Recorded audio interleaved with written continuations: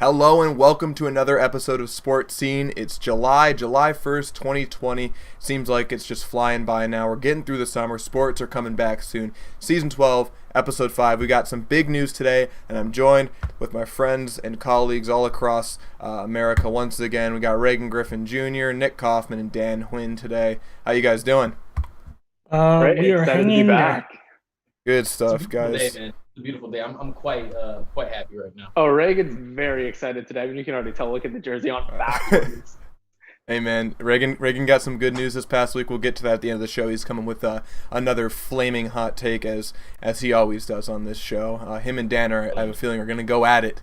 We've been talking about Cam Newton a little bit before the show, so it's going to get interesting. But we got big news out of USC coming yesterday. 4-star athlete. He's listed as an athlete, probably going to play cornerback at USC. Jalen Williams committed to USC yesterday. It makes their 11th 4-star recruit. Still don't have that 5-star.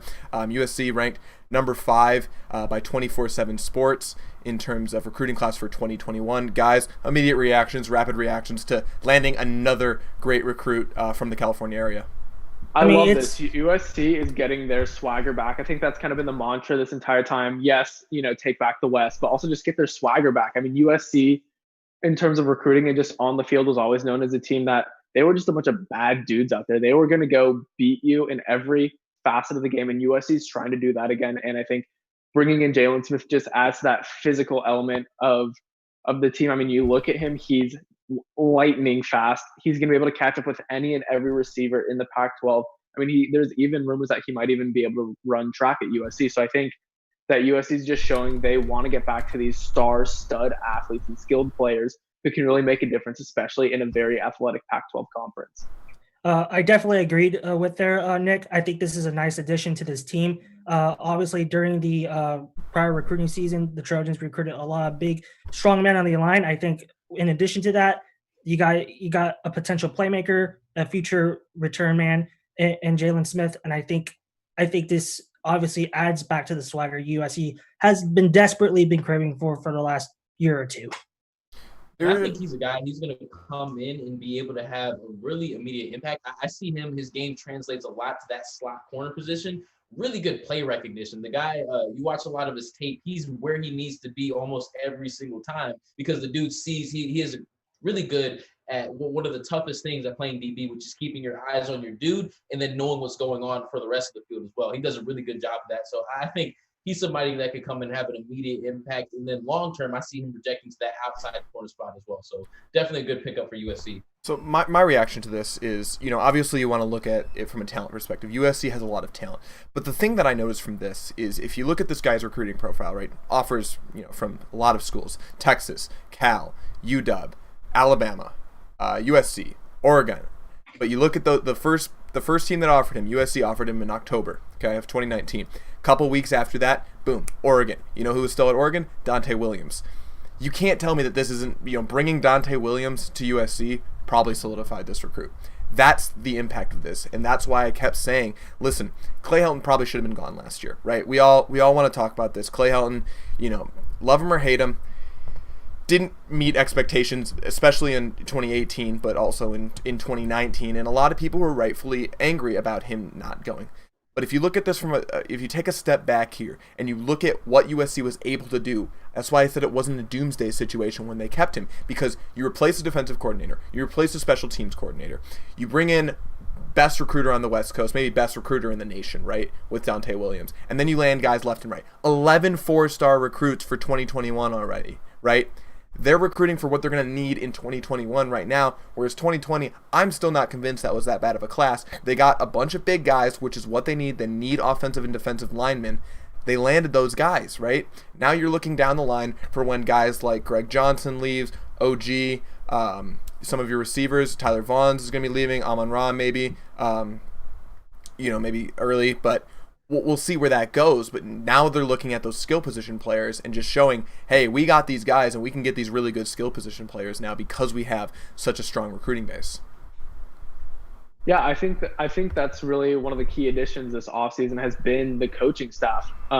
Like you said, Clay Helton isn't probably the best coach, but all of the players love him. So I think it was a big moment for USC and kind of a big decision to say, you know what, let's keep Clay Helton, keep our core players and everyone in the locker room happy, because we've heard it from every single player. They all love Clay Helton. They love him off the field.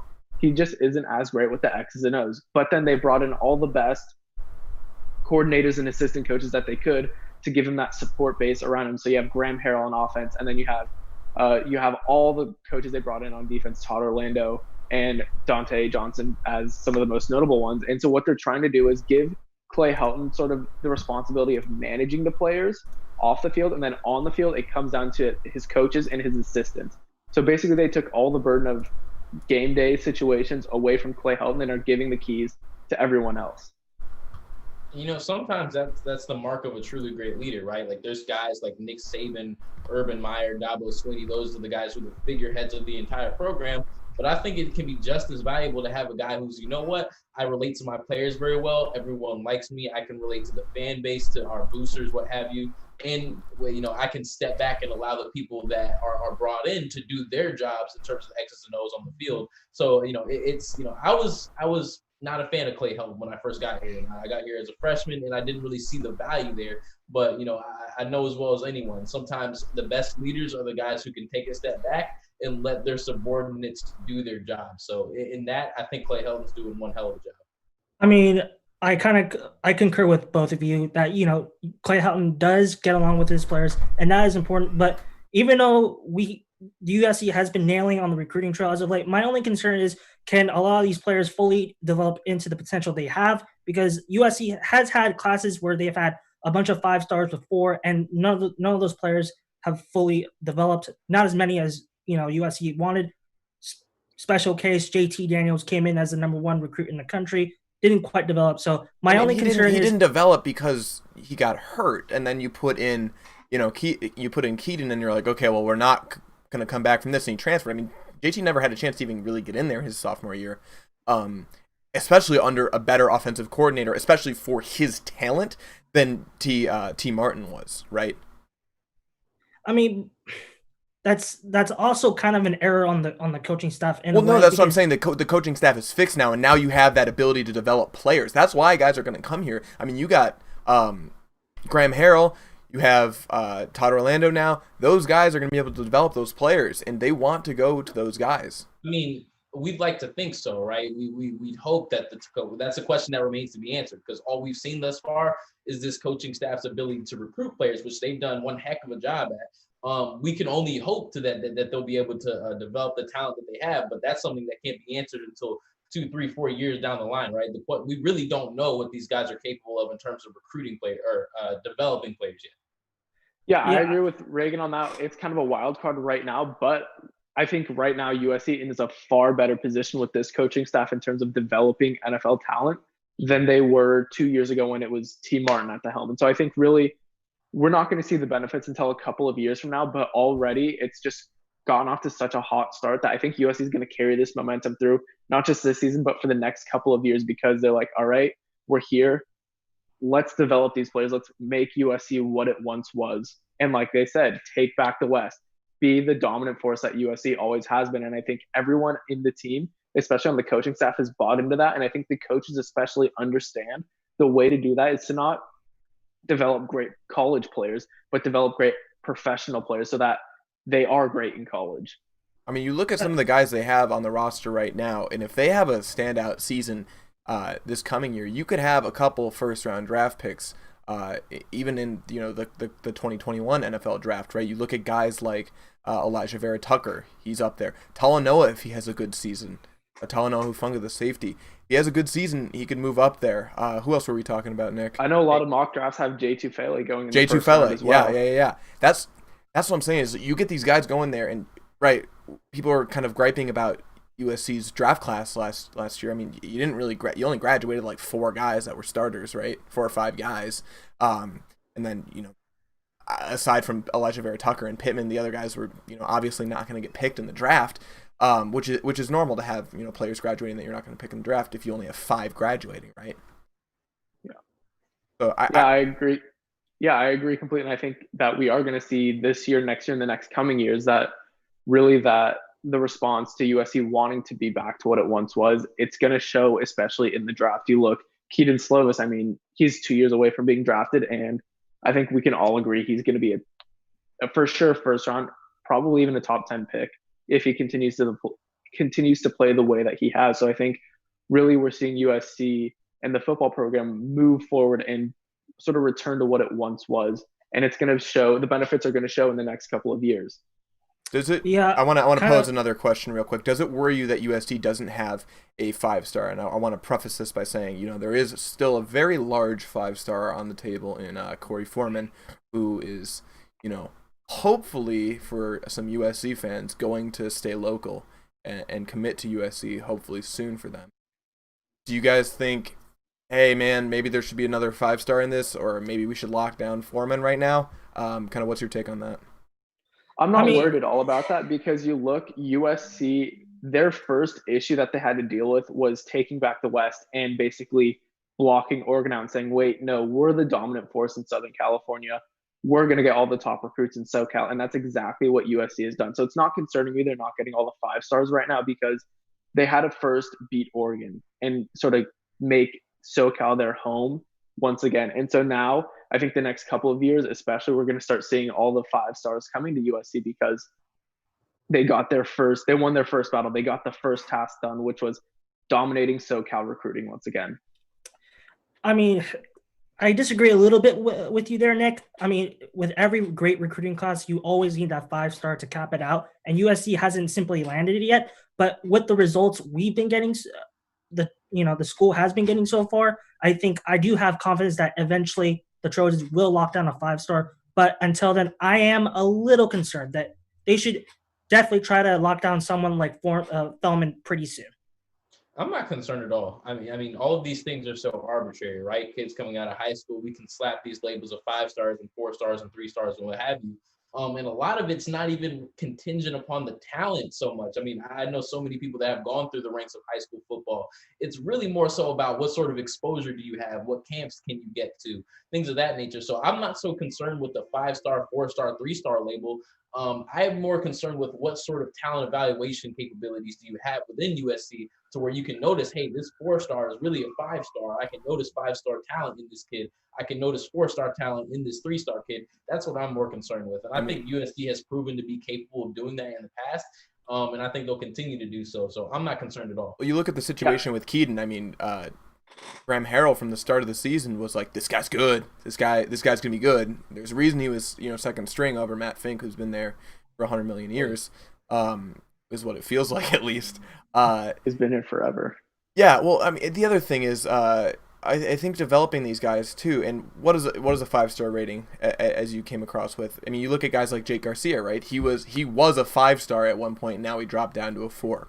What does that mean, right?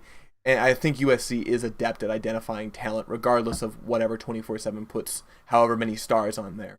So I think it's going to be interesting to watch. I think a lot of these guys could develop, and it looks really good for USC from a recruiting standpoint right now. I want to move on to our next topic. We're going to head off of collegiate sports for a little bit and head to the pro scene. Last week, the NFL Draft Lottery took place. NHL Draft. What did I say? Not NFL. Did I say NFL? I'm sorry. NHL Draft. Similar to the NFL, but not at all. Sam, I know you're a Detroit fan, and you want to forget the lottery draft after last week. I'm already forgetting it, man. It's hockey. Come on, Sam. Anyways, the NHL Draft Lottery took place last week, and it was the center for a lot of controversy because a team to be named later, who is a playoff contender in one of those playoff picks, got the first overall pick, where a team like the Detroit Red Wings, who had less than 20 wins before the season was cut short, is not going to get the best pick in the draft. So I want to pose a question for you guys. Should draft lotteries be in pro sports? Because I think worst team should get the best pick. That balances out. I don't know why we have these lotteries where it seems like every year the worst team somehow gets, screwed over and they don't get the guy they need and they're stuck being perpetually bad. Sam, you just sound like a pissed off Detroit fan. Well, I am. You are. Before we hop into it, can I clarify something with you real quick? Yeah. Is the NHL lottery if team gets a lottery ball or no? Every team that's not in the every team that doesn't make the playoffs gets a lottery ball. So if you finish last place, I think it's like a 20% chance. Then it's like 17, 15, and then it's like 12 and a half, and then it goes all the way to I think 16 teams make the playoffs. So the 14th team or now 15th team, they have I think it's a like 2% chance of making it. But it was also different for this year. It's important to acknowledge that it changed this year because of how the season was, cut. And essentially what it is they had a bid for a contender of one of those playoff teams, those play-in teams, right? Yeah. And they're going to have a separate lottery after all the first rounds get knocked out, all the people that don't qualify to play into the actual playoffs, right? And then they'll have percentages based on their win-loss record or how many points they have to determine who gets that first overall pick. But it's just wild to me that you look at the Pittsburgh Penguins, a team that was probably, like very probably going to make the playoffs has a shot at the number 1 pick right now. But then you also look at a team like the Chicago Blackhawks, who had no business being in the playoffs. Right, but now they're going to be in the playoffs potentially. So I think really the reason it's kind of messed up right now, looking at just this lottery draft separate from the other ones, is because there's so much confusion about, the virus and how the playoffs are going to be set up now with the play-in, that all these teams that are in the play-in groups, they're not technically a playoff team yet.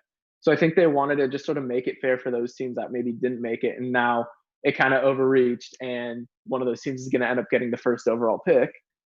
So it really, I think this is sort of an anomaly, but overall lottery drafts, I think they are valuable and good. First of all, it brings a lot of excitement to the draft itself, because sometimes drafts can be super boring. No one's going to tank. I'm sick and tired of hearing this. Oh, lottery drafts prevent tanking.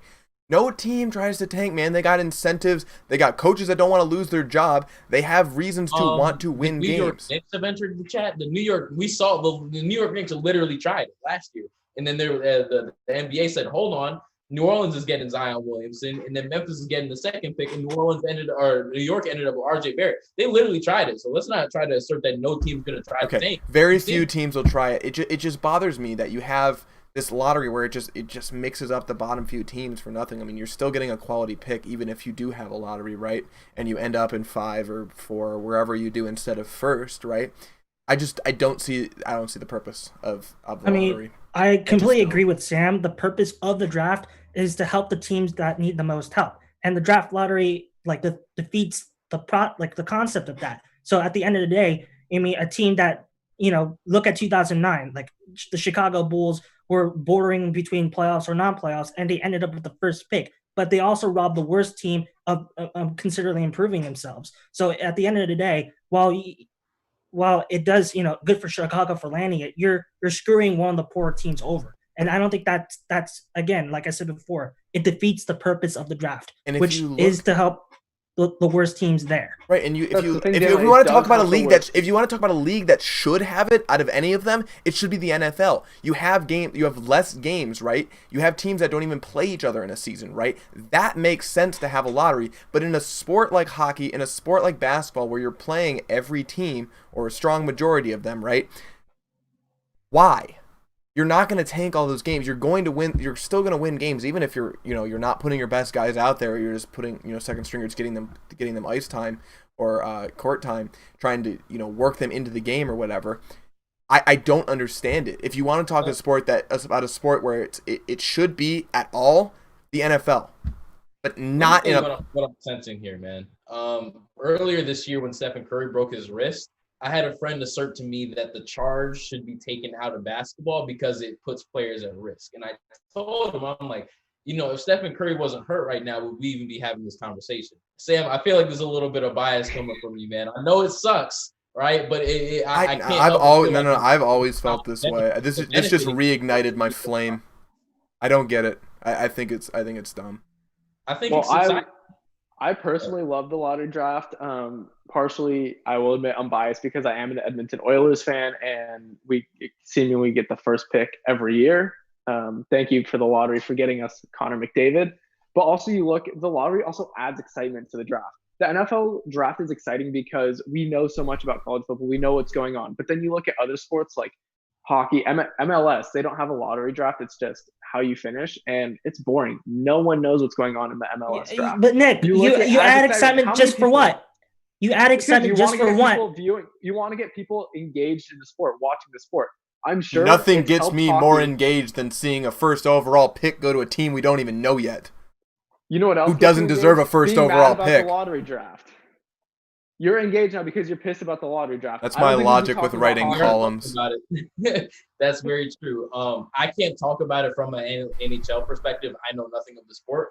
But from an NBA perspective, we've seen in years past, it hasn't, the concept of the lottery hasn't prevented teams from ascending themselves in the ranks of the NBA. So I'm not sure, it's not like a team that because of this lottery system, teams that are at the bottom are consistently staying at the bottom. So I'm not sure what the argument that you're hurting the worst teams in the league, right? It might be a bit it might be unfortunate for some teams, right? But that's how these things go. So, I mean, unfortunate things happen all the time in the world of sports. And this is just another added thing that could go in your favor and it could go against you. Yeah, I just feel like even lottery. If we want to talk about maybe lottery picks or something like that, what about doing it in the second round? No. I mean, I just thought I'd propose it and see if it It's happens. either you have a lottery or no lottery. Sam's just pissed. He's I mean, it's essentially like essentially like compensatory picks is what I'm getting at. No. Okay. I just thought I'd propose it and see if anyone liked it, but apparently not. I don't know. It just bothers me, especially when you see teams that really need help. And maybe that's just my bias as a Detroit sports fan because all of my teams need help in every front right now. Yeah, your teams need a lot more than just the first overall draft pick to be good again. It'd be nice though. It would be nice. I mean, we got Spencer Torkelson from MLB. I mean, blame your management, Sam. I mean, there it is. I mean, Martha Ford's finally out, but we got the daughter, so I don't know if that makes it any better. Anyway, love NHL talk. Yeah. All right, let's move on. Just because I feel like we're kind of regurgitating our points here. Sorry if you can hear my dog in the background. He's going nuts right now. He's also heated about he's heated about Detroit not getting the first overall pick. So the NBA is gearing up. Sports are coming back, right? Restart of the season's coming soon, end of the month, right? Players like Avery Bradley and Davis Bertans gonna sit out. If this is like the start of something more where players in the NBA are just gonna say, I'm not playing right now for contract reasons, for other obligations, for COVID reasons. I mean, should the NBA realistically look at reconsidering starting back up and just say, you know what, we're gonna take the time off, just let the season be done with? Or Sam, I really think they should reconsider. I mean, just the fact that cases have been spiking across the country in the last few weeks and few days, and none other it's poor timing. It's the worst timing ever. Cases have been hot most in the state of Florida. I mean, and we're just a few weeks out from this thing. So players and staff, it's not just players, staff members, media, healthcare workers, they're going to be in a little war zone of the virus. So you're talking, even if the building is secure, it takes just one person with the virus to come in and ruin everything. So I'm of the opinion the NBA should consider moving the place of play because it's, like I said before, it's a little virus zone right now, and I personally think it may not be safe to hold it there. Are you saying? I'm sorry. Are you saying move it? Ahead, I want to clarify Daniel's point before you rip him apart. Are you saying move the place, move the location to to a safer state, like Michigan, for example?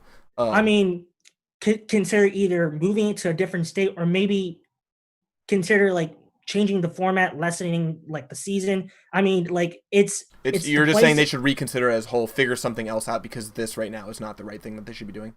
Is that what you're saying? I just think it's getting dangerous the way cases are spiking, especially in the state of Florida. Okay. So yeah, that was my point. I'll let Nick have it now. Go for it. All right, I completely disagree. I think the NBA needs to keep going. I mean, you look, European soccer is back. I mean, I'm literally watching a soccer game right now going on in England, and they've all managed to minimize the risk of the players getting corona and minimize the risk. And not only are these players not in one central location, all quarantining together, all these players are staying at home in their home cities. The teams are traveling across the country to the other stadiums to play their matches. And all they've been doing is saying 2 weeks before training, you need to start quarantining for 2 weeks at home before you come back to training. They did their training and they got tested however many times, the entire league, and then they started playing and they just changed the way they travel. So now you're taking the NBA, you're putting them all in one place. If no one has corona, and they're all in one place, and they're not going to get it. Cases have not been spiking in the UK as they have been in Florida. Texas. No, they haven't. But also, if you're putting these athletes in this bubble and you just say, don't go out, all the European players have had the wherewithal and the intelligence to just know, I'm not going to go out. You look in Germany, one of the coaches forgot to get toothpaste for his trip when he was staying in the hotel for the match. So he had to go out and buy it from the grocery store. And guess what? He was forced to quarantine for 2 weeks and he couldn't rejoin his team, even though he went to get something as trivial as toothpaste. So what it's showing is there are ways to combat this. And it's just, I think that these leagues need to start looking at European soccer as well and just look at these other sports leagues going on. And then you can say that's in Europe. What about in the US? Tennis has come back as well a little bit in the US. There's an event in Charleston just last week with players there, but also their coaches, their families. People were there and no one got COVID, and there was great coverage.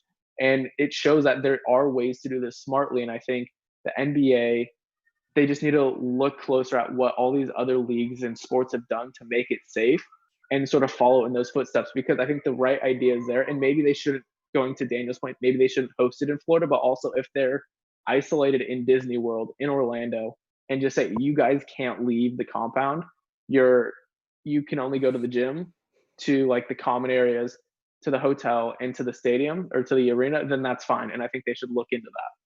I want to elaborate on Nick's really point real quick. Apples, right? I'm sorry, Sam. Yeah, let me elaborate a little bit on Nick's point. Kind of interject my view on this. If you don't get started now, and I honestly think, you know, if there were ways to get started without having athletes, you know, get back into shape and do all the training and move their lives to wherever the bubble city is going to be. This should have started sooner, even, because you look at this, the risk of this virus is never going to be zero, even after a vaccine, right? It's still going to be around, and until you get herd immunity, we're still years down the line from this thing really, you know, not being that much of a factor in daily life, right?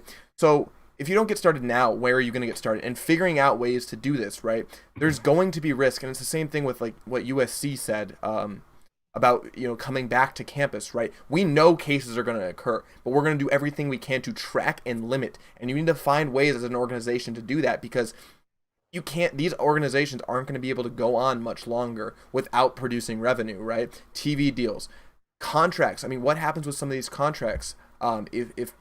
If players don't get to play, the contract still stands until a specific date, right? It depends on the actual verbiage of the contract. I know leagues differ based on how the contracts are actually written, but there's so many other things that come into question that you need to start finding a way to get back. And the goal is, and I know Jeff Fellenser always says this, so I know all you guys are going to appreciate this, get in a room and figure it out. You know, that's what you have to do.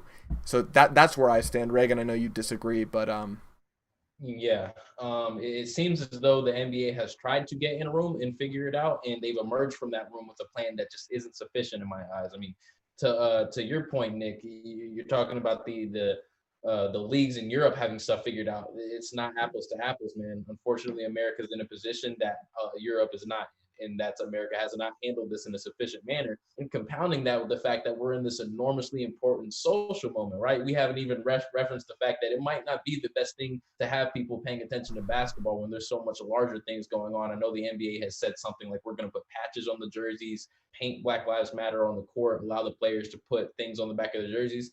That's all pandering, man. I mean, I see what they're trying to do, but, you know, at some point you have to address the issue at hand, and that's the social moment that we're in right now.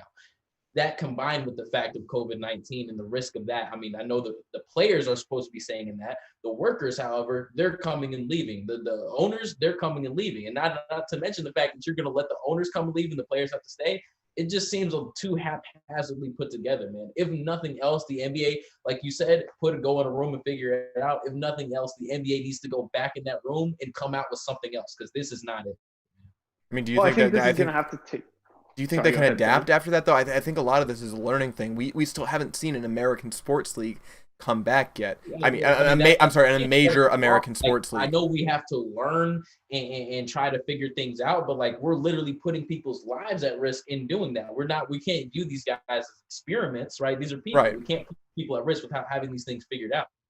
Yeah, I agree with that. But also, I think what needs to come, and that's, I think, one of the biggest takeaways, not just from the structure, but one of the biggest takeaways from Europe. And I know they're in a whole completely different situation in terms of the virus compared to us. But one of the things that they did when they were restarting is they put a lot of the sort of importance and a lot of the just a lot of the weight was on the players' shoulders. The players had to be mature enough to know that they have to stay at home. They have to be smart about this. And that's part of why, like, there are some players who aren't allowed to play anymore, or at least for the rest of the season, because they broke those rules. Players got fined because they broke these rules. And so they had these rules and regulations set in place that were set in stone. It wasn't, because you're a big name, you don't have to worry about this. If you're going to break the rules, you can't show up to play. And I think that the leagues need to have, especially in the US, need to have this strict code as well, in terms of making sure that every athlete is safe, and the players and coaches and owners and everyone needs to be mature enough to know that a lot of the responsibility is on their shoulders as well. that they need to do their part in order for this to work effectively. Do you think the NBA can come down that hard? Because I don't think they can. I don't think many American sports leagues are going to be able to come down that hard. It's going to be backlash. difficult for sure. There's going to be backlash if a league comes down that hard on something, right? Whether it's from the players or the fans. I think there's going to be backlash, and that's the thing. That's the difference. You were talking about how it's not apples to apples between Europe and the U.S. and that's really true, because it's a different culture. The sports culture is completely different here than it is abroad, right? For better or for worse, however you want to look at it, it is different. And I don't think it goes 1-to-1, but I still remain my point saying you need to figure out a way to do it, because sports need to come back. And Reagan, I want to pose a question to you. You were talking about, we're in a moment of social change. We're in a moment that's very important, and this might take away from it. I mean, if we're talking about these guys, it's just another platform for them. Do you disagree with that, and that the fact that getting back, I know you said the patches are kind of cheesy, and not really addressing the issue in all this, but I have to believe that by getting this back, you get some sort of normalcy back to your life, and not to say that that's pushing that aside, but it is that thing that people can rally behind, and I do see sports as a great equalizer, where people can kind of come together and find common ground on things, and I think this might actually help with some of the social issues. Do you agree with that, or where do you stand on that? So I've said this before, and I'm not one that's going to try to insert myself in that situation. I know there's players like Kyrie Irving who feel as though it's not the right time to come back, and there's players like LeBron James who think that ultimately coming back is going to help the thing.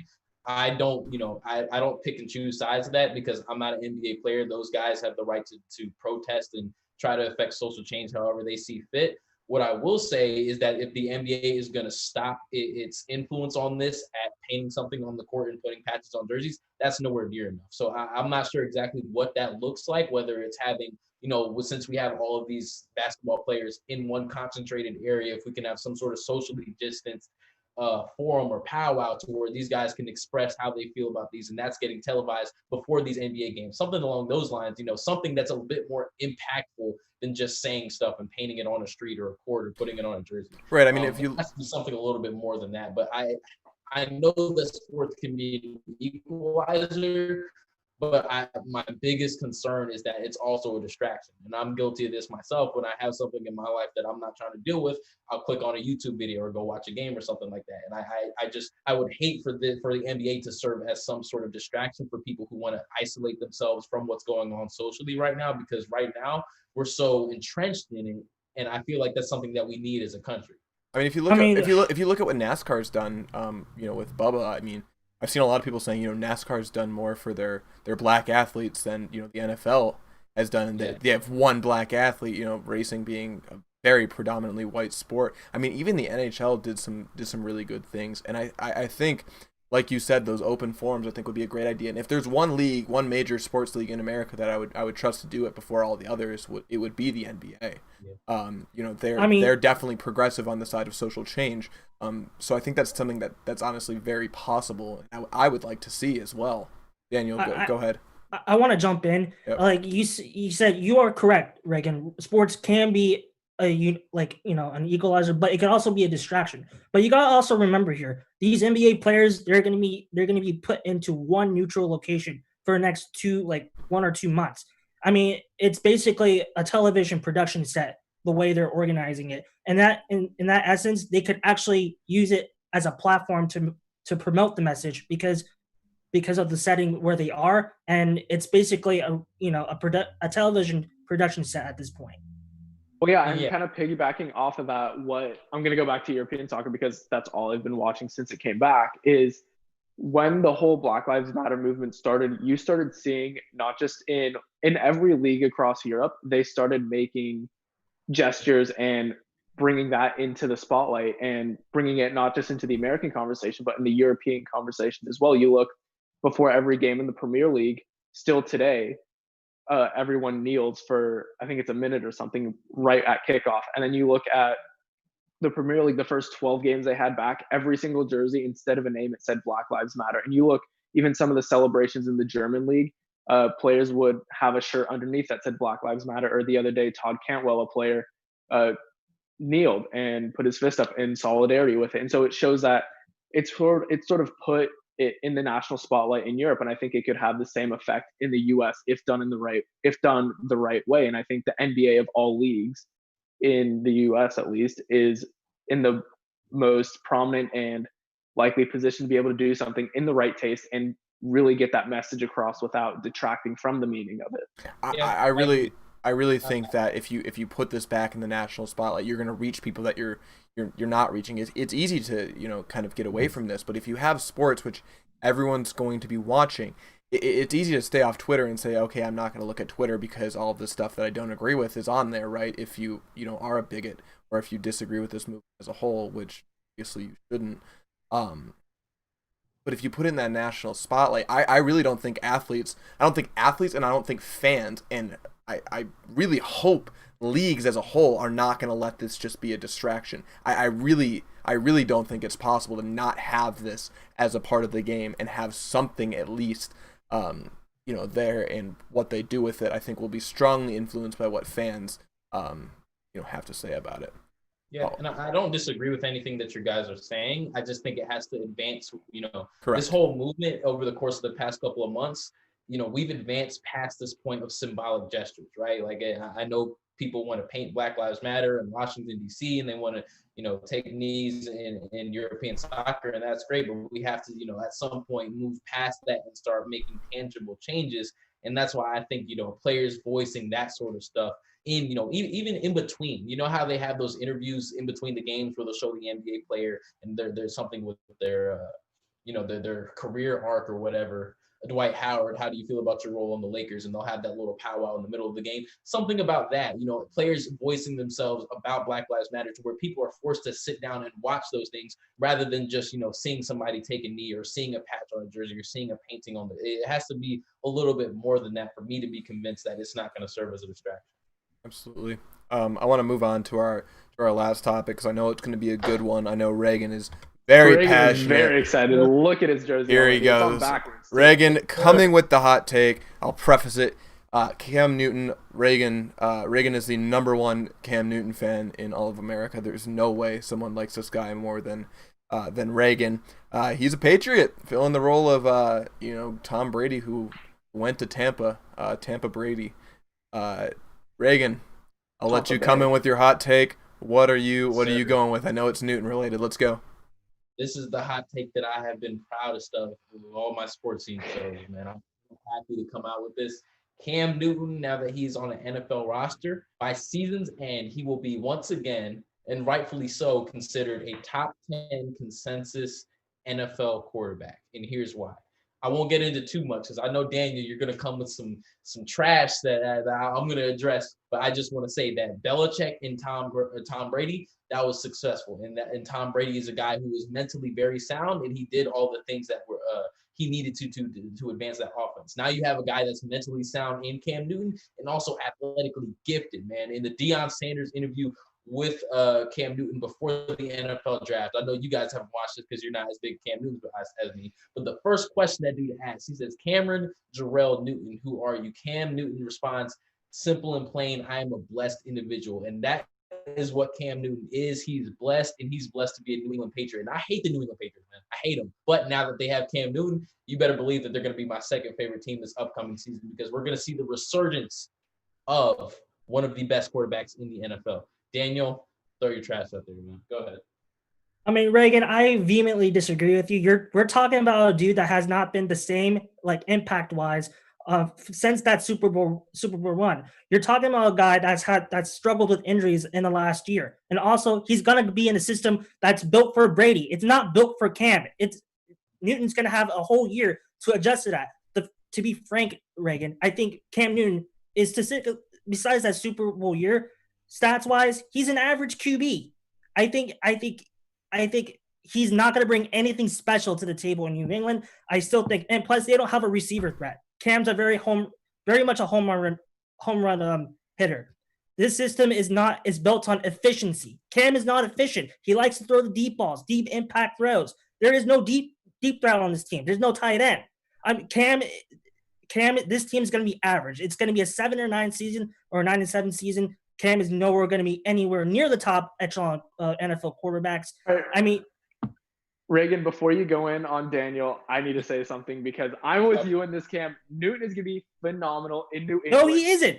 Daniel, Bill Belichick has said that he wants a mobile, athletic quarterback. That's part of the reason why Tom Brady wanted to leave New England, because Belichick has said he wants someone, he didn't explicitly say Cam Newton, but the style of play of Cam Newton, where he can move around, he can do a lot. And what you say about Newton wanting to throw the deep ball only, you're completely wrong on that. If you look, about a quarter of the time, Tom Brady would throw to his running backs. The player next to him, in terms of throwing, in terms of the amount of time they throw, the frequency they throw to their running back, was Cam Newton. Cam Newton likes to throw to the running backs too. You have James White in the backfield, who's one of the premier pass-catching running backs in the NFL. And then you have Julian Edelman. He is an elite slot receiver, someone who can work the middle of the field and get open. That plays directly into Cam Newton's strengths.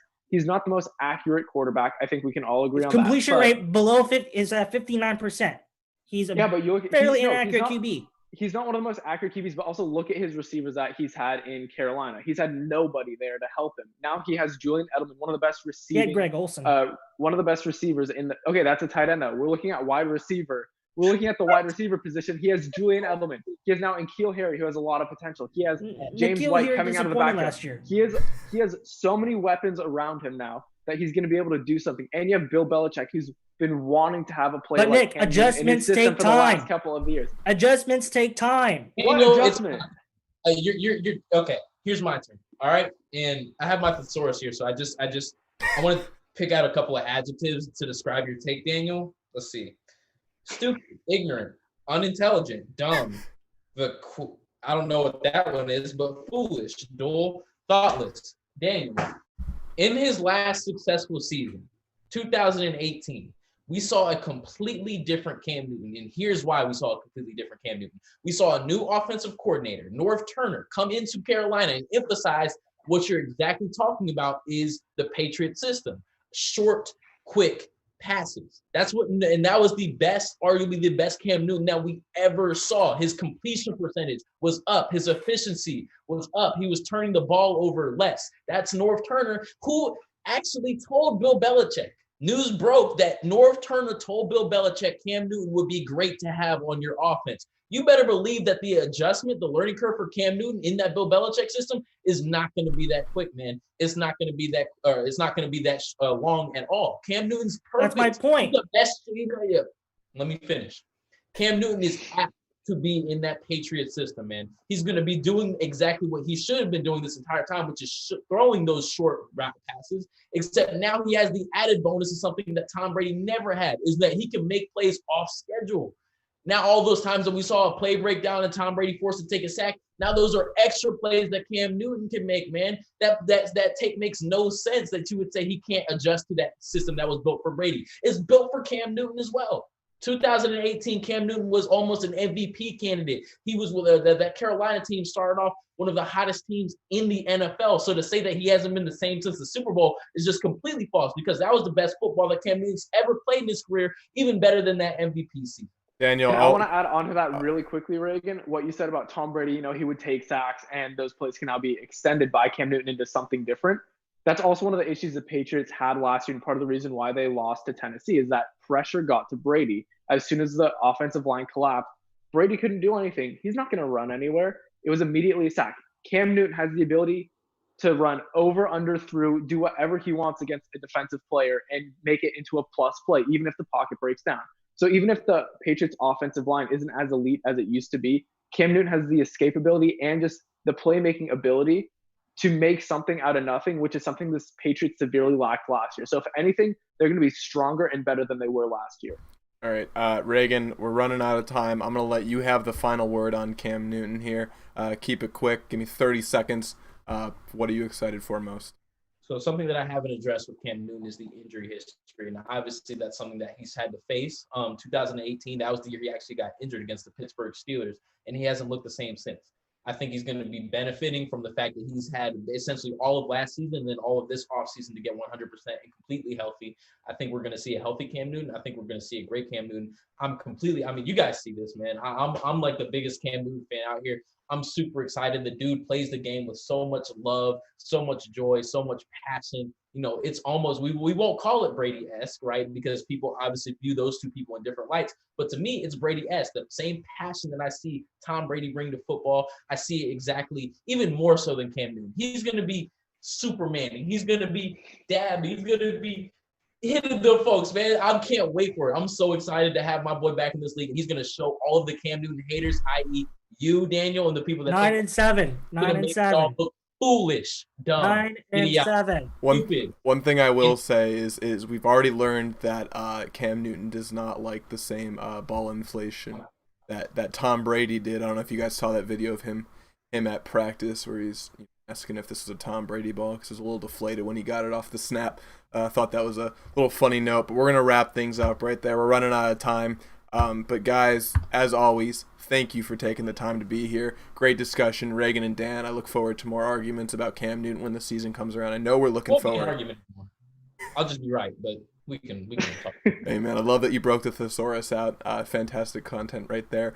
Guys, thank you again. Thank you everyone for watching. We're doing this every Wednesday at 1 o'clock Pacific Standard Time until sports come back. We're running it until the end of the summer when we get back to school. If we're going to be in our studio, if we're going to be doing this again, I don't know. But I won't be in charge next year. So Faith Bonds, incoming sports director, that's your issue. But we're doing this every week. Wednesdays, 1 o'clock. Tune in live on Twitter, live on Facebook. Make sure to follow us on Facebook, Instagram, Twitter, YouTube at And Media Sports. Guys, thanks for taking the time. That wraps up our show today. Season 12, Episode 5 on July 1st. Sports coming back this month, guys. I'm excited. Thanks. Yes, sir.